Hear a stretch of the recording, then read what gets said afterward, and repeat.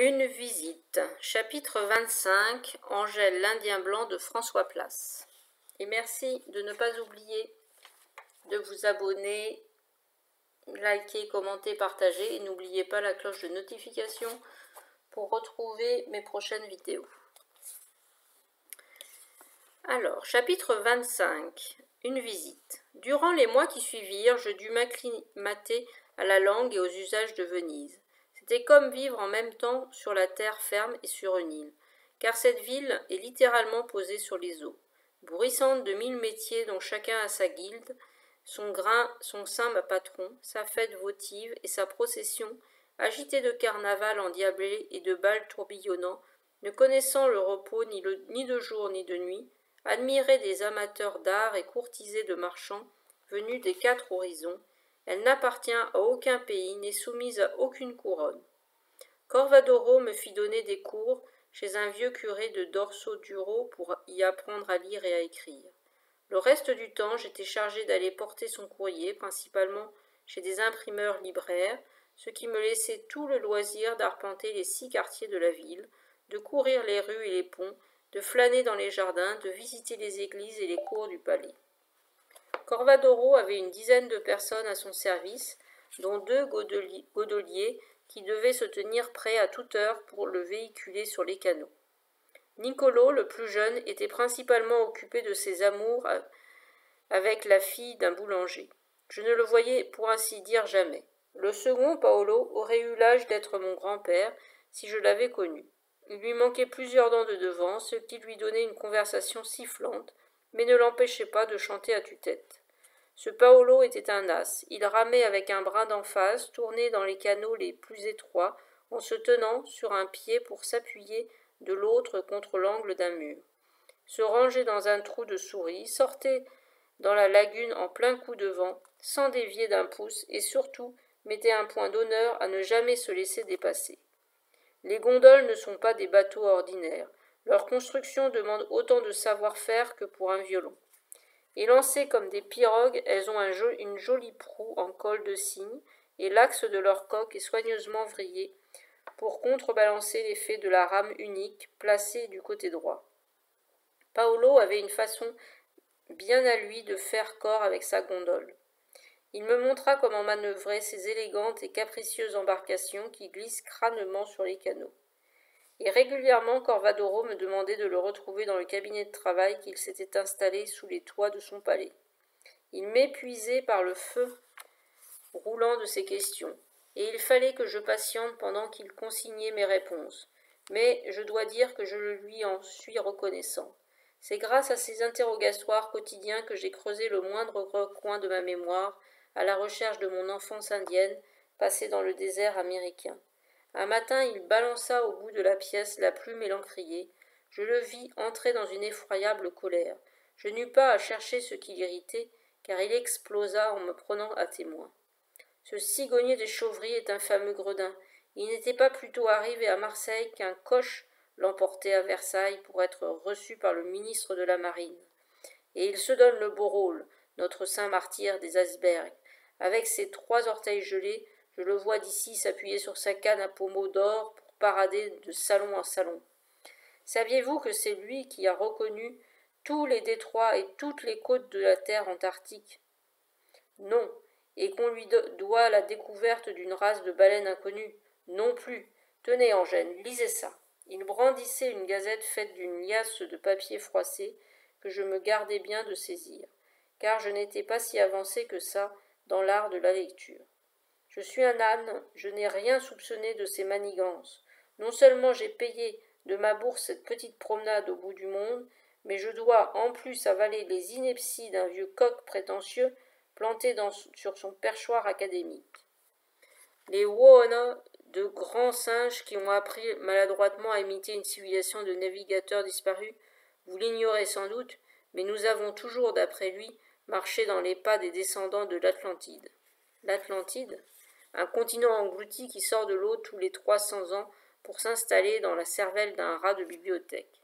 Ça aurait fait une belle terre australe avec des royaumes et des dieux, des villes et des palais, une terre qui sent bon l'Antiquité, les thermes et les temples à colonnes, Cela fait plus de 2 siècles que nos chers géographes, qui n'ont jamais mis les pieds sur un pont de navire, ont imaginé la terre australe, Angèle. Il se déplaça pour aller chercher un gros livre relié de cuir. Terra Australia Nudum Cognita. Elle figure en toutes lettres sur le premier atlas imprimé. La terre australe qui n'est pas encore connue, c'est le nodum qui importe, Angèle. Le pas encore. Voyez-vous tout ce que cela comporte de possible. Notre cher académicien s'est répandu sur la gloire qui en rejaillirait sur le roi. Je le cite. Le plus célèbre des souverains modernes sera celui qui pourra donner son nom au monde austral. C'est un peu comme s'il y avait une porte à ouvrir et derrière cette porte toute une civilisation tapie dans l'ombre, attendant notre arrivée pour accéder à la pleine lumière. Un monde neuf, prêt à se livrer aux joies du commerce, qui sait ce qu'il pourrait receler en métaux, pelleteries et pierres précieuses de toutes sortes. Imaginez la déconvenue de notre cher vieux savant. Entreprendre une pareille expédition, si pleine de promesses, si chargée d'espoir, et revenir avec un butin aussi maigre, de la glace et quelques monstres. On ne déplace pas un monsieur de Chauvry pour si peu. Le ridicule peut tuer, à la cour, mais pas la gloire de s'être gelé 3 orteils pour faire briller le nom du roi de l'autre côté de la terre. Voilà pourquoi notre cher académicien ne pouvait s'être trompé. Il est juste arrivé quelques centaines d'années trop tard. Il nous ressort une Atlantique disparue et prise sous les glaces. Il a campé au-dessus de la Pompéi des antipodes. Il a vu ses palais sous les transparences de leurs prisons de givre. Et il a fait exécuter plusieurs vues d'artistes, qui en donnent une idée assez précise. Je n'ai rien vu de ces palais engloutis, et pour cause, mais les glaces peuvent prendre tant de formes différentes.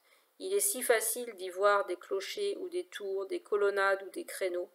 Pompéi des antipodes. Vous n'imaginez pas l'enthousiasme de ces 3 petits mots réunis peuvent soulever chez tous nos amateurs de contes et de légendes. Mais Claude Voiturin, qui l'a pillé sans vergogne, ne dira pas un mot contre lui. Claude Voiturin est un jeune savant talentueux, pour ce que j'en sais, mais il s'aventurait à quitter d'un seul pas le sentier tracé par M. de Chauvry, sa carrière serait aussitôt détruite. J'imagine que ce dernier ne lui a pas laissé le choix. Et qu'en dit le commandant de Carteris? Rien. M. Louis-Antoine de Carteris était là, de cette terre australe, avant même de l'avoir couché au bout de sa longue-vue.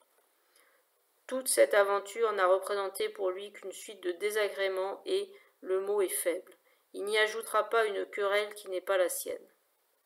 D'autres savants pourront apporter la preuve que tout a été inventé. Tout n'a pas été inventé, c'est là où notre académicien est habile. Un bon mensonge s'appuie sur une vérité partielle.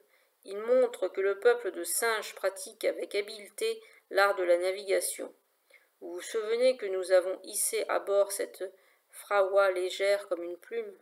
Elle fait l'admiration des amiraux de Sa Majesté, mais ce n'est, selon M. de Chauvry, qu'une pâle imitation de vaisseaux de plus grande taille venus de cette Atlantide disparue, tout comme les armes et les outils d'eau et de pierre de Woona.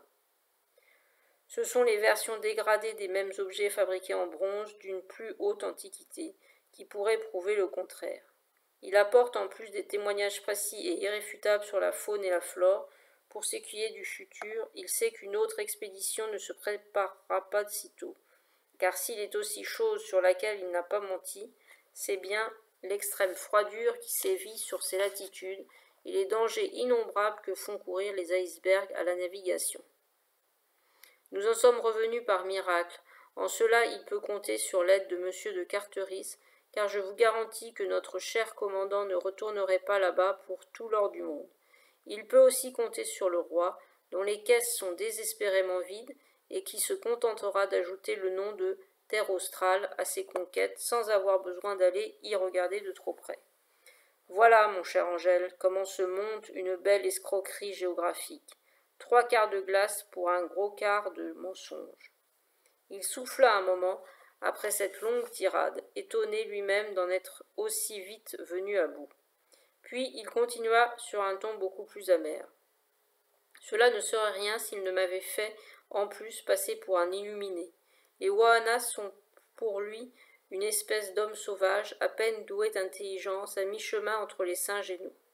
Et il va sans dire qu'il a présenté mes recherches sur leur double langue comme une élucubration à mettre au compte de la crédulité, ou pire de l'imposture. J'ai reçu à ce propos quelques lettres de confrères indignés, et je ne vous parle pas de l'Église, pour qui cette double voix, si elle existait, serait la marque du démon. Car seuls les possédés se laissaient hanter par une autre voix que celle qui leur a été donnée à la naissance. On a déjà brûlé des sorciers pour moins que ça. Je réprimai un frisson. Corvadoro n'avait pas que des amis, et on le trouvait un peu trop porté, y compris dans sa propre maison, sur la science des rêves.